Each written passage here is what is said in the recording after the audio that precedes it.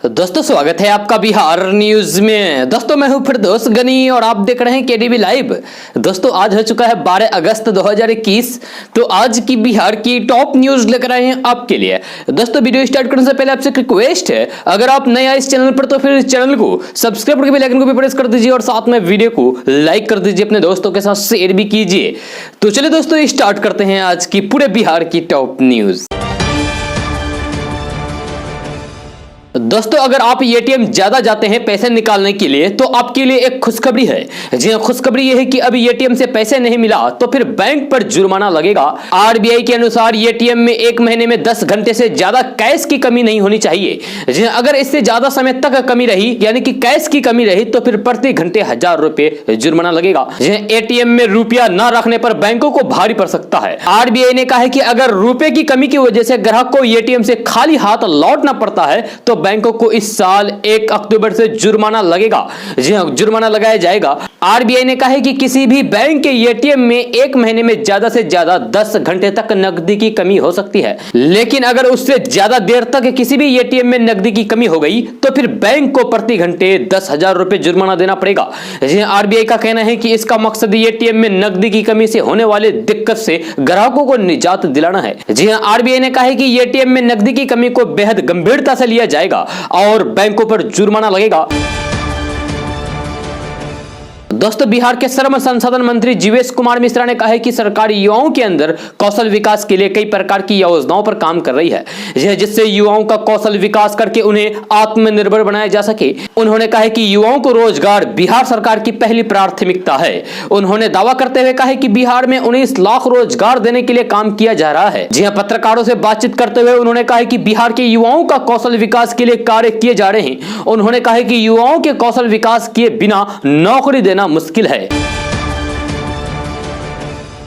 दोस्तों देश में कोरोना के खतरे के साथ पिछले साल मार्च महीने से ही स्कूल को बंद रखा गया है। बच्चे घर पर रहकर ही ऑनलाइन क्लास के जरिए अपनी पढ़ाई पूरी कर रहे हैं। इस सब को देखते हुए डब्ल्यूएचओ ने चिंता जताई है। डब्ल्यूएचओ का कहना है कि अगर जल्द से जल्द नहीं खोले गए तो फिर बच्चे की मानसिकता और शारीरिक हेल्थ पर इसका बुरा असर पड़ सकता है। डब्ल्यूएचओ की चीफ साइंटिस्ट सौम्या स्वामीनाथन ने बच्चों की हेल्थ को लेकर चिंता जाहिर की है। उन्होंने बच्चों पर मानसिक, शारीरिक और ज्ञान हासिल करने की क्षमता पर लंबे समय के लिए पड़ने वाले प्रभावों से बचाव के लिए गाइडलाइंस शेयर की है। जी हां, सौम्या स्वामीनाथन ने ट्विटर पर लिखा है कि स्कूलों के बंद होने के चलते बच्चों के मानसिक, शारीरिक और सीखने की क्षमता पर लंबे समय तक प्रभाव रहेगा।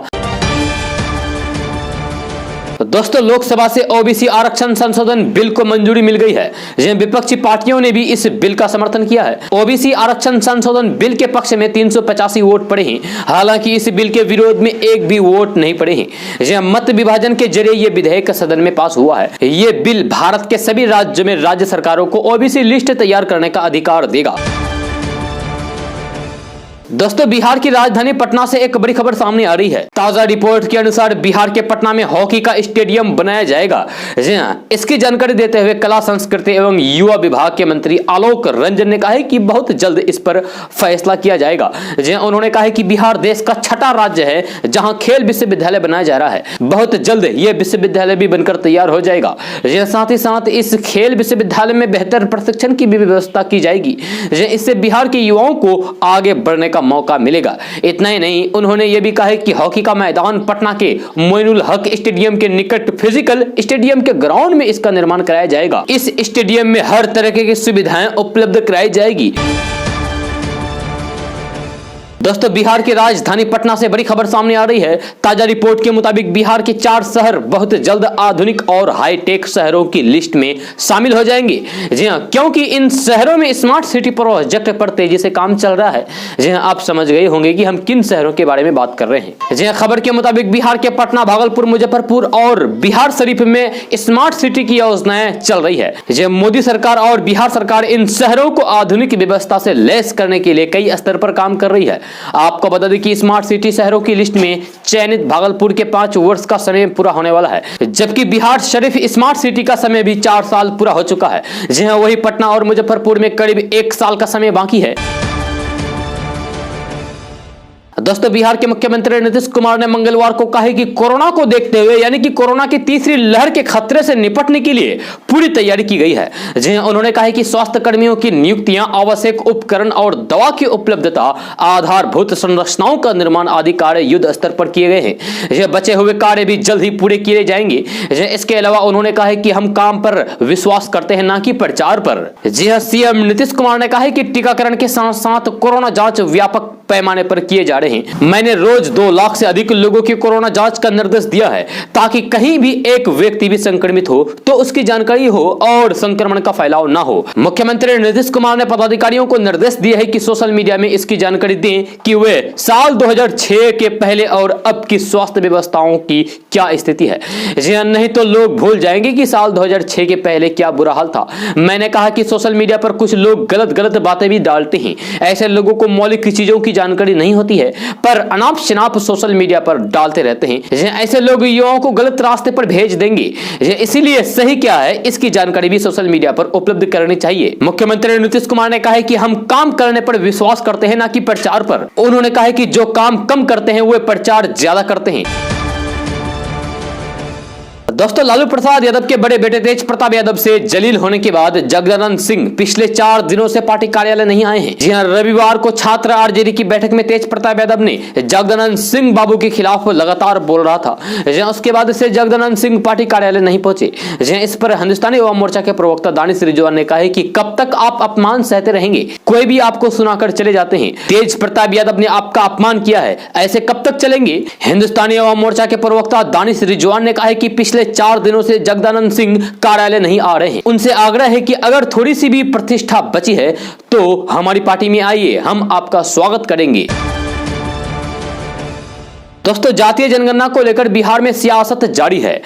इसको लेकर बिहार के विपक्षी दल खासकर आरजेडी लगातार केंद्र की मोदी सरकार पर हमलावर है। जी हां, साथ ही आरजेडी ने इसको लेकर पूरे बिहार में प्रदर्शन भी किया। वहीं जातीय जनगणना का समर्थन सत्ता पक्ष की जदयू, जीतन राम मांझी की हिंदुस्तानी अवाम मोर्चा पार्टी और मुकेश सहनी की वीआईपी पार्टी भी कर रही है। इसी बीच आरजेडी सुप्रीमो लालू प्रसाद यादव ने ट्वीट करते हुए एक नई बहस छेड़ दी है। जी हां, राजद सुप्रीमो लालू प्रसाद यादव ने ट्वीट करते हुए कहा है कि अगर 2021 जनगणना में जातियों का गणना नहीं होगी तो बिहार के अलावा देश के सभी पिछड़े, अति पिछड़ों के साथ दलित और अल्पसंख्यक भी गणना का बहिष्कार कर सकते हैं। ये जनगणना के जिन आंकड़ों से देश की बहुसंख्यक आबादी का भला नहीं होता है तो फिर जानवरों की गणना वाले आंकड़ों का क्या हम अचार डालेंगे। दोस्तों सुप्रीम कोर्ट ने एक फैसला दिया है जिससे भाजपा की होश उड़ गई है।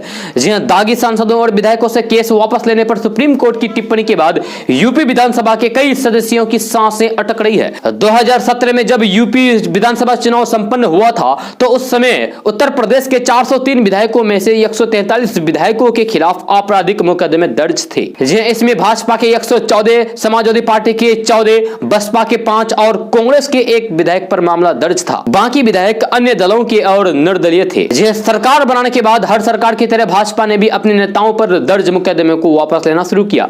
मार्च 2017 के एडीआर के आंकड़ों पर गौर करें तो जिन 143 विधायकों पर मुकदमा दर्ज थे उनमें से 105 विधायक ऐसे थे जिन पर गंभीर धाराओं में मुकदमे दर्ज थे। इसमें हत्या के प्रयास, महिला से छेड़छाड़, हेराफेरी जैसे मामले दर्ज थे। दोस्तों कोरोना की दूसरी लहर जब अपने चरम पर थी तब पूरे देश में हाहाकार मचा था। जी हां, उस दौरान सबसे ज्यादा दिक्कत ऑक्सीजन की कमी को लेकर हुई थी। जी हां, ऑक्सीजन की कमी की वजह से कई जानें भी गई, लेकिन सरकार ने ऐसे किसी भी आंकड़े से साफ इनकार कर दिया। जी हां, ऑक्सीजन की कमी का मुद्दा हाल ही में संसद में भी उठा था। जी हां, विपक्ष ने इस मुद्दे पर सरकार को जमकर घेरा था। इसके बाद मोदी सरकार ने ऐसे मौतों पर राज्यों से आंकड़ा मांगा। जब 13 राज्यों ने केंद्र सरकार को रिपोर्ट भेजी तो इसमें से 12 राज्यों ने भी साफ इनकार कर दिया है कि उनके यहां ऑक्सीजन की कमी से कोई मौत नहीं हुई है। इनमें महाराष्ट्र भी शामिल है। वहीं सिर्फ पंजाब ने 4 संदिग्ध मौत की बात कही है। जी हां, केंद्र स्वास्थ्य मंत्रालय में संयुक्त सचिव लव अग्रवाल ने कहा है कि जब संसद में यह प्रश्न उठा गया तब राज्यों से स्पष्ट तौर पर यह प्रश्न पूछा गया और अब तक प्राप्त रिपोर्ट के मुताबिक केवल 1 राज्य ने संदिग्ध मौत की जिक्र किया है तथा किसी भी अन्य राज्य ने अब तक नहीं कहा है कि ऑक्सीजन की कमी से कोई मौत हुई है। सूत्रों के अनुसार अरुणाचल प्रदेश, असम, ओडिशा, उत्तराखंड, जम्मू कश्मीर, लद्दाख, झारखंड, हिमाचल प्रदेश और पंजाब समेत 13 राज्यों एवं केंद्र शासित प्रदेशों ने जवाब दिया है। उन्होंने बताया है कि केवल पंजाब ने कहा है कि ऑक्सीजन की कमी के चलते 4 संदिग्ध की जाने गई है। दोस्तों देश भर के साथ बिहार में कोरोना के नए मामले में भले ही कमी आई है, लेकिन अब सीमांचल मिथिलांचल सहित पूरे बिहार में वायरल फीवर का खतरा बढ़ता जा रहा है, यानी कि बुखार का खतरा बढ़ता जा रहा है। जब पूरे बिहार में डेंगू, मलेरिया और टाइफाइड के लक्षणों के साथ सैकड़ों मरीज वायरल फीवर की शिकायत लेकर कई अस्पतालों में पहुंच रहे हैं। जी हाँ, अस्पतालों में भीड़ हो रही है, अस्पतालों में जगह नहीं है कि वहां पैर रखा जाए। जी हाँ, आप बिहार के किसी भी शहर के अस्पताल में जाकर देखेंगे तो आपको पता चलेगा कि यहाँ कितनी संख्या में मरीज आ रहे हैं। जी हां, बिहार के कई जिलों में बीते 2 महीने से हो रही बारिश ने लोगों को गर्मी से तो राहत दी है, लेकिन डेंगू, मलेरिया, टाइफाइड के साथ अब वायरल फीवर की शिकायत भी इन इलाकों में बढ़ता ही जा रहा है। जी हां, ऐसी बीमारियों के साथ अस्पताल जा रहे मरीजों की संख्या में लगातार इजाफा देखने को मिल रहा है। जी हां, दरअसल सीमांचल, मिथिलांचल और आसपास के क्षेत्र में पिछले 2 महीने से मानसून एक्टिव है। जी हां, इस वजह से बारिश के कारण कई इलाकों में जल जमाव की स्थिति बनी हुई है। इसके चलते मच्छरों के पनपने की समस्या भी बढ़ गई है। यही कारण है कि बिहार में डेंगू के मामले में भी बढ़ रहे हैं। एक रिपोर्ट के मुताबिक अकेले राजधानी पटना में 1 जनवरी से 7 अगस्त के बीच डेंगू के मामले की संख्या 2018 के बाद से इस साल सबसे ज्यादा हो गई है।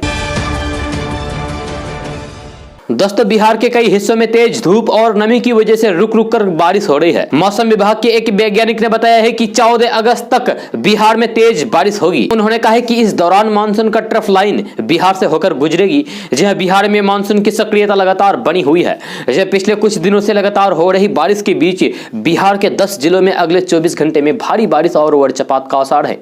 जहां इसको लेकर मौसम विभाग की तरफ से चेतावनी जारी कर दी गई है। मौसम विज्ञान केंद्र पटना ने बिहार के जिन जिलों में अगले 24 घंटे के दौरान बारिश और वज्रपात को लेकर अलर्ट जारी किया है, उनमें से है पूर्वी और पश्चिमी चंपारण, जहानाबाद, औरंगाबाद, गया, सीतामढ़ी, किशनगंज, भभुआ, रोहतास और अररिया जिला शामिल है। जहां बिहार में सामान्य से 17% अधिक 683 मिलीमीटर बारिश दर्ज की जा चुकी है। पटना में 24 घंटे में 48 मिलीमीटर बारिश हुई है। बारिश की वजह से तापमान में 3 डिग्री सेल्सियस कमी आने से गर्मी से थोड़ी राहत मिली है। जहां दूसरी तरफ ऊंचाई वाले इलाकों में मूसलाधार बारिश के कारण गंगा नदी उफान पर है। जहां इसके कारण बिहार के कई इलाके बाढ़ के पानी से घिर गए हैं। इससे लोगों को काफी परेशानियों का सामना करना पड़ रहा है। खेतों के डूबने से फसलों को भी व्यापक पैमाने पर नुकसान पहुंचा है। दोस्तों कृषि कानूनों और पेगासस जासूसी विवाद सहित कई मुद्दों पर विपक्षी सांसदों के हंगामे की वजह से राज्यसभा की कार्रवाई लगातार बाधित हो रही है। जी कल राज्यसभा में सदन की कार्रवाई शुरू होते ही सभापति वेंकैया नायडू भावुक हो गए। घटना का जिक्र करते हुए वेंकैया नायडू ने कहा है कि जब कृषि कानूनों का विरोध करते हुए कुछ सांसद मेज पर बैठ गए और अन्य सदस्य सदन की मेज पर चढ़ गए, तब इस राज्यसभा की सारी पवित्रता खत्म हो गई। जी उन्होंने कहा है कि सदन में हंगामा करने वाले विपक्षी सांसदों को कार्रवाई का सामना करना होगा। आपको बता दें कि मंगलवार को राज्यसभा में हंगामे की हद उस वक्त पार हो गई जब कांग्रेस के एक सांसद ने मेज पर चढ़कर आसन की ओर रूल बुक फेंक दी। जहां इस तरह से 5 बार बाधित होने के बाद राज्यसभा की कार्यवाही दिन भर के लिए स्थगित करनी पड़ी थी। जहां राज्यसभा के सभापति वेंकैया नायडू ने कहा है कि इस बात से बेहद दुखी हूं कि कुछ सदस्यों ने मानसून सेशन में बुरी तरीके से उपद्रव किया है। जहां उन्होंने कहा है कि आपकी ओर से किसी भी मसले पर बहस की जा सकती है और राय अलग अलग हो सकती है, लेकिन जिस तरीके से उपद्रव किया गया था वह दुखद पहुंचाने वाला था। हालांकि वेंकैया नायडू की इस टिप्पणी के दौरान भी सदन में लगातार हंगामा जारी रहा। आपको बता दूं कि कृषि कानूनों का विरोध कर रहे विपक्षी दलों मसलन कांग्रेस, तृणमूल कांग्रेस, वाम दल और आम आदमी पार्टी के सांसदों ने मंगलवार को राज्यसभा में एक हैरत अंगेज घटनाक्रम को महासचिव की मेज पर चढ़कर उस पर कब्जा कर लिया और जोरदार नारेबाजी भी की। इतना ही नहीं, राज्यसभा की मेज पर चढ़कर कांग्रेस नेता प्रताप सिंह बाजवा ने आसन की ओर रूल बुक फेंक दी। दोस्तों आरजेडी के पोस्टर पर तेजस्वी यादव की तस्वीर न होने के मुद्दे पर हो रही किरकिरी को लेकर तेज प्रताप यादव पत्रकारों पर भड़क गए। दरअसल पिछले दिनों पार्टी के पोस्टर में छोटे भाई तेजस्वी यादव की तस्वीर न होने के मुद्दे पर तेज प्रताप यादव सोमवार को फेसबुक लाइव आए थे। उन्होंने गुस्से में पत्रकारों को एफआईआर, मानहानि और पीआईएल करने की धमकी दी। यह तेज प्रताप यादव ने पत्रकारों को चुनौती देते हुए कहा कि आप लोग है क्या, मैं आप सभी के पोर्टल होने के खिलाफ जनहित याचिका और प्राथमिकी दर्ज करूंगा। मैं अपने वकील को बुलाऊंगा और सभी के खिलाफ एफआईआर, मानहानि और जनहित याचिका दायर करूंगा। तेज प्रताप यादव ने कहा है कि बिहार का बिका हुआ मीडिया सुन ले कि मैं तुम्हारे खिलाफ मानहानि का मुकदमा कर दूंगा। मैंने जो कहा है वह करूंगा। मीडिया की आलोचना करते हुए तेज प्रताप यादव ने कई पत्रकारों का नाम लिया जो उनके अनुसार उनके खिलाफ दुर्भावना दुर्भाग्यपूर्ण प्रचार में शामिल है। उन्होंने उन्हें प्राथमिक जनहित याचिका यानी कि PIL और मानहानि के मामले की धमकी दी। जी हां, उन्होंने पूछा है कि क्या चुनाव के समय जब पोस्टर से लालू यादव, राबड़ी देवी, मीसा भारती और उनकी तस्वीर गायब थी तब मीडिया ने हंगामा किया था। दोस्तों, यदि आपको राशन कार्ड बनवाना है या फिर आप राशन कार्ड बनवाना चाहते हैं तो फिर आपको ज्यादा परेशान होने की जरूरत नहीं है। जी हां, हम आपको जो टिप्स बताने जा रहे हैं वो बहुत ही आसानी से फॉलो कर सकते हैं। राशन कार्ड के अलावा आप इस कार्ड से कई अन्य लाभ भी ले सकते हैं। जी हां, राशन कार्ड एक आवश्यक दस्तावेज है क्योंकि ये पहचान प्रमाण पत्र के तौर पर भी काम करता है। जी हां, हर नागरिक को राशन कार्ड प्राप्त करने का अधिकार है। यदि आपके पास अपना राशन कार्ड नहीं है तो फिर आप भी इसके लिए बिहार सरकार की आधिकारिक वेबसाइट www.epds.bihar.gov.in पर जाकर आवेदन कर सकते हैं। जी हां, इस खबर में हम आपको बताएंगे कि बिहार में किस प्रकार के राशन कार्ड है और कौन व्यक्ति कौन सा राशन कार्ड बनवा सकता है। हालांकि ऑनलाइन अप्लाई करने के बाद कुछ प्रोसेस को ऑफलाइन भी करना पड़ेगा। जी हां, बिहार में मुख्य रूप से 3 तरह के राशन कार्ड होते हैं। जी हां, जिसमें से APL ration card. APL ration card ये गरीबी रेखा के ऊपर आने वाले परिवारों को जारी किया जाता है। राशन कार्ड का रंग केसरिया होता है। उसके बाद होता है BPL राशन कार्ड। तो BPL राशन कार्ड ये गरीबी रेखा से नीचे वाले परिवारों को जारी किया जाता है। इस प्रकार से राशन कार्ड या तो गुलाबी या फिर लाल रंग के होते हैं। इसके बाद आता है AAY कार्ड। AAY कार्ड ये आर्थिक रूप से कमजोर वर्ग के लोगों को जारी किया जाता है। इस प्रकार के राशन कार्ड पीले रंग के पाए जाते हैं। यदि आप बिहार में राशन कार्ड के लिए आवेदन करना चाहते हैं तो फिर आप आसानी से अपने घर बैठे आवेदन कर सकते हैं। दोस्तों, कांग्रेस के वरिष्ठ नेता गुलाम नबी आजाद ने कहा है कि प्रधानमंत्री के साथ दिल्ली में हुई सर्वदलीय बैठक के बाद उम्मीद है कि जो उन्होंने वादे किए हैं और 5 मांगे जो हमने कांग्रेस पार्टी की ओर से रखी थी वे मान ली जाएगी। उन्होंने कहा है कि हम चाहते हैं कि चुनाव जल्द से जल्द होनी चाहिए और पूर्ण राज्य का दर्जा मिलना चाहिए, लेकिन शर्त यह है कि स्टेटहुड चुनाव से पहले दिया जाना चाहिए ताकि लोगों का भरोसा कायम हो सके। गुलाम नबी आजाद ने कहा है कि बजट सत्र जारी है और वे राहुल गांधी से गुजारिश करते हैं कि शेष बचे हुए 3 दिन में स्टेटहुड का बिल लाए और उसे पारित करवाएं। कांग्रेस पार्टी की बैठक में गुलाम नबी आजाद ने कहा है कि स्टेटहुड का यह फैसला केंद्र सरकार, जम्मू कश्मीर की आवाम सभी के हित में है। इससे जम्मू कश्मीर के लोगों को भरोसा हो जाएगा। जहां हमें दिल्ली या फिर पुडुचेरी जैसे सरकार नहीं चाहिए जहां कैबिनेट का हर फैसला एलजी के पास जाता है, जहां एलजी ही सरकार चलाते हैं।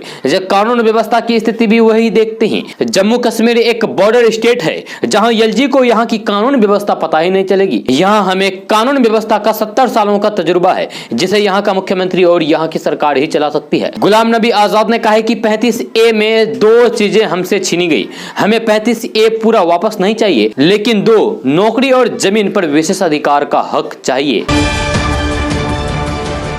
दोस्तों, गूगल इंटरनेट को यंग यूजर्स के लिए एक सिक्योर स्पेस बनाने के लिए अपनी पॉलिसी में सुधार कर रहा है। जी हां, गूगल ने घोषणा की है कि ये नाबालिगों को उनके डिजिटल फुटप्रिंट पर अधिक कंट्रोल देगा। आसानी से समझे तो गूगल अब 18 साल से कम उम्र के यूजर्स को यानी कि 18 साल से कम उम्र के बच्चे को गूगल सर्च रिजल्ट से उनकी तस्वीरों को हटाने की रिक्वेस्ट करने देगा। यदि यंग यूजर इसके लिए अप्लाई करने में सक्षम नहीं है तो उनके माता पिता या फिर अभिभावक उनकी ओर से गूगल से रिक्वेस्ट कर सकते हैं। हालांकि गूगल ने स्पष्ट किया है कि वह वेब से तस्वीरों को नहीं हटाएगा। गूगल ने ब्लॉग पोस्ट में कहा है कि आने वाले हफ्तों में एक नई पॉलिसी पेश करेंगे जो 18 साल से कम उम्र के किसी भी व्यक्ति या फिर उनके माता पिता या अभिभावक को गूगल फोटो रिजल्ट से उनकी तस्वीरों को हटाने की रिक्वेस्ट करने में सक्षम बनाती है।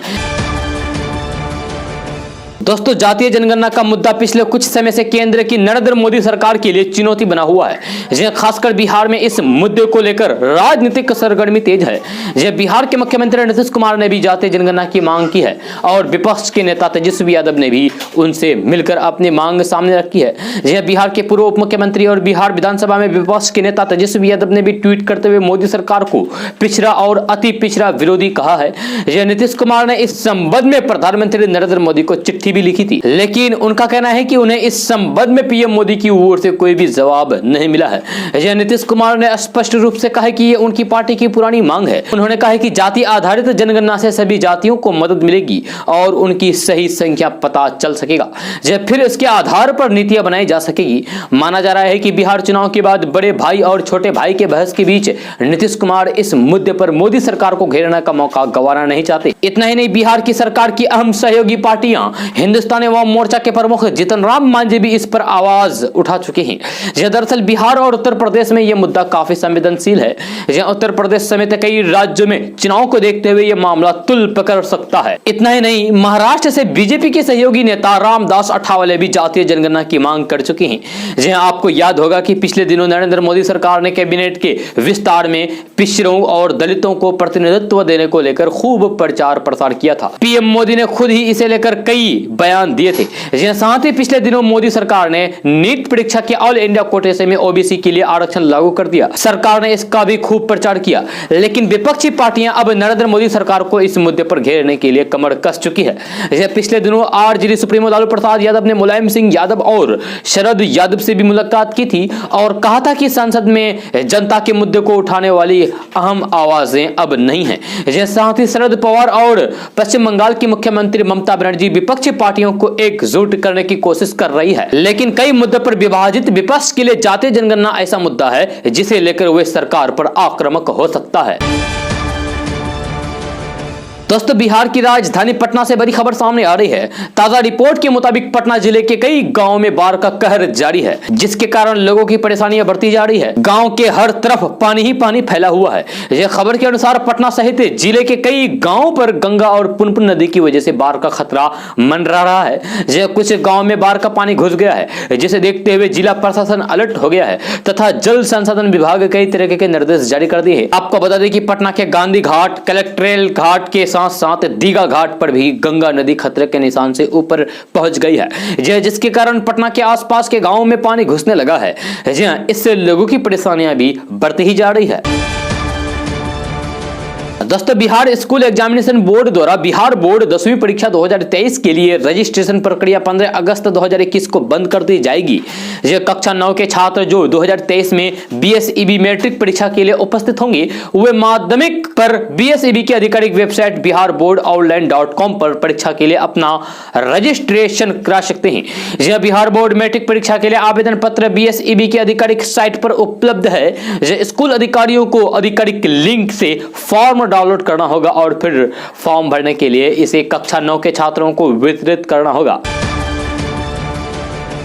दोस्तों, जाति आधारित जनगणना को लेकर बिहार की सियासत में तनातनी बढ़ने लगी है। बिहार की प्रमुख राजनीतिक पार्टी जेडीयू और मुख्यमंत्री नीतीश कुमार का कहना है कि ये राजनीतिक नहीं बल्कि सामाजिक मसला है और इससे किसी भी तरीके का तनाव बढ़ने की बात निरर्थक है। इस बीच लालू प्रसाद यादव और तेजस्वी यादव की पार्टी आरजेडी ने ट्वीट करते हुए कहा कि मुट्ठी भर चित्त पावन ब्राह्मणों की जातिवादी संगठन राष्ट्रीय स्वयंसेवक संघ यानी कि आरएसएस की इतनी औकात नहीं है कि देश के 85% एससी, एसटी और ओबीसी का आरक्षण रोक सके। यह पूरा मामला आरएसएस के दत्ता क्षेत्र हौस बोले के एक बयान से जुड़ा हुआ है। आरजेडी ने मोहन भागवत का भी नाम लिया है। आरजेडी के आधिकारिक ट्विटर अकाउंट से आरएसएस प्रमुख मोहन भागवत का नाम लेते हुए कहा है कि एक बार आरक्षण पर बोल करके क्या हस्तर हुआ है सभी देख चुके हैं। आरजेडी की ओर से कहा गया है कि आरएसएस की चालाकियां सभी जानते हैं। सब कुछ बेच करके आरक्षण को बैकडोर को खत्म करने की साजिश कामयाब नहीं होने दी जाएगी।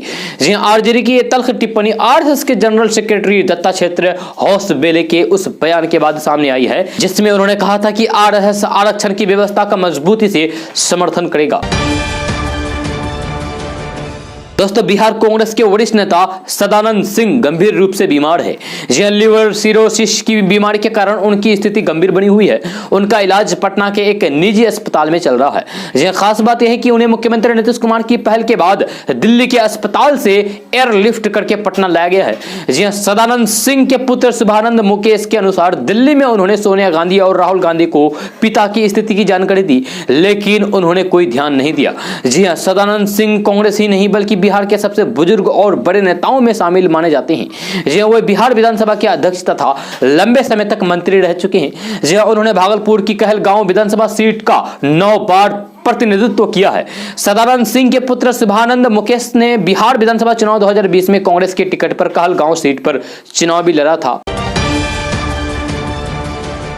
दोस्तों बिहार के जिलों में मूसलाधार बारिश के कारण बाढ़ की स्थिति उत्पन्न हो गई है। जी हां, वहीं बात करें राजधानी पटना की तो राजधानी के कई जिलों में बाढ़ का पानी आ चुका है, जिसके कारण लोगों को आवागमन में काफी दिक्कतें हो रही है। इस बीच खबर आ रही है कि मुख्यमंत्री नीतीश कुमार पटना में बाढ़ का जायजा लेने के लिए निकले। जी हां, नीतीश कुमार राजधानी पटना का निरीक्षण किया। नीतीश कुमार पटना के मुख्य नहर का दीघा ब्लॉक निरीक्षण करने के लिए निकले थे। इस दौरान उन्होंने कुर्जी गोसाई टोला के पास बाढ़ की स्थिति का भी जायजा लिया। एलसीटी घाट पर पटना शहर सुरक्षा दीवार का भी निरीक्षण किया। वहीं वे गांधी घाट पर गंगा नदी के बढ़ते जलस्तर का भी निरीक्षण किया। जानकारी के मुताबिक वे दीघा ब्लॉक से जेपी सेतु होते हुए हाजीपुर गांधी सेतु होते हुए गांधी घाट तक निरीक्षण किया। दोस्तों बीसीईसीई ने बिहार के इंजीनियरिंग कॉलेजों में नामांकन को लेकर एक बड़ा बदलाव किया है। इस बार जेईई मेन की परीक्षा में शामिल होने वाले छात्रों का नामांकन तो होगा ही, इसके बाद भी अगर सीटें बच जाती है तो फिर बिहार के वैसे छात्र छात्राएं जो जेईई मेन की परीक्षा में शामिल नहीं हो सके हैं, उनके लिए भी राज्य के इंजीनियरिंग कॉलेजों में दाखिला के लिए परीक्षा आयोजित की जाएगी। जी हाँ, बीसीईसीई के ओएसडी अनिल कुमार ने बताया है कि जेईई परीक्षा में शामिल छात्रों के नामांकन के बाद भी सीटें खाली रह जाती थी। इन्हीं सीटों को भरने के लिए परीक्षा के माध्यम से भरने का निर्णय लिया गया है। इसकी सूचना जल्द बोर्ड की ओर से जारी किया जाएगा। बिहार के 38 कॉलेजों में करीब 10,000 सीटें, इन कॉलेजों में नामांकन अक्टूबर से नवंबर में होगा। यह कॉलेजों में नामांकन की प्रक्रिया काउंसलिंग के माध्यम से होगा। इसका नामांकन सीबीएसई के माध्यम से होता है। दोस्तों बिहार पुलिस की गुंडागर्दी कोई नई बात नहीं है। यह ताजा मामला बिहार के मुजफ्फरपुर के काजी मोहम्मदपुर थाना क्षेत्र का है, जहां 4 पुलिसकर्मियों ने रात में निकले बाइक सवार युवक की पिटाई कर दी। जब युवक और उसके साथ एक और शख्स ने आवाज उठाई तो दोनों को पुलिस ने एक प्राइवेट गाड़ी में बैठा लिया और उन्हें लेकर वहां से चले गए। इस पूरी घटना का किसी ने अपने मोबाइल से वीडियो बना लिया, जो कि अब सोशल मीडिया पर वायरल हो गया है। हालांकि वीडियो वायरल होने के बाद इस मामले में वरिष्ठ अधिकारी ने जांच का आदेश दिया है। वीडियो में दिख रहा है कि रात का समय है और बाइक से 2 लोग हैं। युवक से पुलिस सवाल जवाब कर रही है। युवक की ओर से जवाब दिए जाने पर पुलिस आवेश में आ गई और तुरंत एक पुलिसकर्मी ने थप्पड़ जड़ दिया। इतने में दूसरा पुलिसकर्मी भी युवक को पीटने लगता है। इस बीच एक पुलिसकर्मी अपनी बेल्ट तक निकाल लेता है उसे मारने के लिए। वही दूसरी ओर बाइक सवार के साथ दूसरे शख्स ने पुलिसकर्मियों को रोकना चाहा तो उसके साथ ही धक्का मुक्की करके पुलिस ने गाड़ी में बैठा लिया। वायरल वीडियो के संबंध में सिटी एसपी राजेश कुमार ने बताया है कि पूरा मामला प्रकाश में आया है। वायरल वीडियो को देखने के बाद पुलिस मामले की जांच कर रही है। अब इस मामले में जांच की बात कहकर पल्ला झाड़ लिया गया है। दोस्तों बिहार में कोरोना संक्रमण पर लगाम लगाने के बाद अब अनलॉक के 5वें चरण में पहली से 8वीं तक के स्कूलों को खोलने की बारी है। जहां बिहार में छोटी कक्षाओं के ऐसे स्कूल कोरोना संक्रमण की रोकथाम की गाइडलाइंस की शर्तों के अधीन 16 अगस्त से खोले जा रहे हैं। इसके पहले सरकार ने 7 जुलाई से 9वीं और 10वीं के स्कूल खोल दिए हैं। लंबे समय से बाधित पढ़ाई को देखते हुए इसकी मांग की जा रही थी। जब बच्चों के लिए यह स्वतंत्रता दिवस का उपहार है। हालांकि कोरोना अभी पूरी तरीके से खत्म नहीं हुआ है, इसलिए स्कूलों और घरों में एहतियात जरूरी है। बिहार के शिक्षा मंत्री विजय कुमार चौधरी ने कहा कि स्कूलों को खोलने के लिए जरूरी एहतियातों को लेकर गाइडलाइन जारी कर दी गई है। इनका सख्ती से पालन करना होगा। सरकार के लिए शिक्षा के साथ साथ बच्चों की सुरक्षा भी प्राथमिकता है। दोस्तों सुप्रीम कोर्ट ने मंगलवार को बड़ा फैसला सुनाते हुए कहा कि राजनीतिक पार्टियां अपने वेबसाइट के होम पेज पर ही आपराधिक पृष्ठभूमि के उम्मीदवारों की जानकारी डालेगी। राजनीतिक दलों के लिए अब से अपने होम पेज पर एक कैप्शन आपराधिक अतीत वाले उम्मीदवार रखना जरूरी होगा। उम्मीदवारों के चयन से 48 घंटे के अंदर ही उसके बारे में जानकारी प्रकाशित करनी होगी।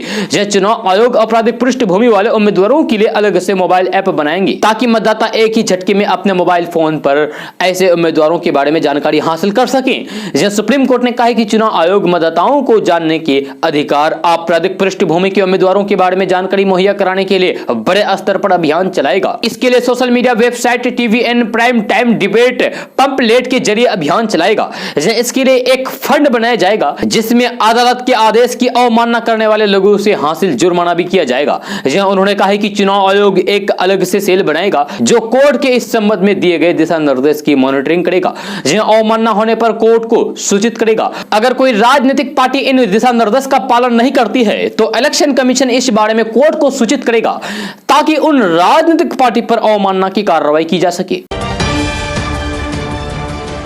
दोस्तों आरजेडी में मचे घमासान के बीच जेडीयू ने आरजेडी पर तंज कसा है। जनता दल यूनाइटेड के प्रदेश अध्यक्ष उमेश कुशवाहा ने कहा है कि आरजेडी परिवारवाद वाली पार्टी है और यहां सबको अपमानित होना निश्चित है। आरसीपी सिंह के आगमन को लेकर उमेश कुशवाहा ने बताया है कि केंद्रीय मंत्री बनने के बाद आरसीपी सिंह पहली बार बिहार आ रहे हैं और उनके भव्य स्वागत की तैयारी की जा रही है। पटना में मीडिया से बात करते हुए राष्ट्रीय जनता दल के प्रदेश अध्यक्ष उमेश कुशवाहा ने जगदानंद सिंह और तेज प्रताप यादव वाले प्रकरण को लेकर कहा है कि आरजेडी के बारे में क्या कहा जाए, इस पार्टी के बारे में पूरा बिहार जानता है। कानून व्यवस्था राबड़ी के शासनकाल में क्या हुआ ये पूरे बिहार ने देखा।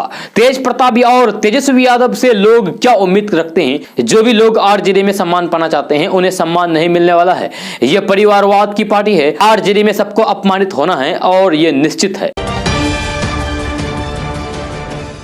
दोस्तों टोक्यो ओलंपिक में शानदार प्रदर्शन करने के बाद सलीमा टेटे और निक्की प्रधान कल अपने घर झारखंड वापस लौट आई है। जहां रांची के बिरसा मुंडा एयरपोर्ट पर दोनों का जोरदार स्वागत किया गया। जहां खेल मंत्री हफीजुल हसन उनके स्वागत में खुद एयरपोर्ट पहुंचे थे। दोनों बेटियों के स्वागत के लिए लोगों की भीड़ एयरपोर्ट पर उमड़ी थी। यहां से दोनों प्रोजेक्ट भवन गई जहां सीएम हेमंत सोरेन उन्हें सम्मानित किया और 50-50 लाख रुपए का चेक दिया। यह गौरतलब है कि भारतीय महिला हॉकी टीम की सदस्य निक्की प्रधान और सलीमा टेटे के साथ हॉकी झारखंड के अध्यक्ष भोलानाथ सिंह भी रांची पहुंचे। दिल्ली से रांची विमान सेवा से रांची पहुंचने के बाद तीनों मुख्यमंत्री हेमंत सोरेन से मिले। जब मुख्यमंत्री झारखंड की दोनों बेटियों को सम्मानित किया। दोस्तों आज का न्यूज बस यहां तक। कैसा लगा जरूर अपना सुझाव दीजिएगा नीचे कमेंट बॉक्स में कमेंट करके। अगर आप नए आए इस चैनल पर तो फिर इस चैनल को सब्सक्राइब करके बेल आइकन को भी प्रेस कर दीजिए और साथ में वीडियो को लाइक कर दीजिए, अपने दोस्तों के साथ शेयर भी कीजिए। तो चलो दोस्तों फिर मिलते हैं अगले वीडियो में। जय हिंद जय बिहार।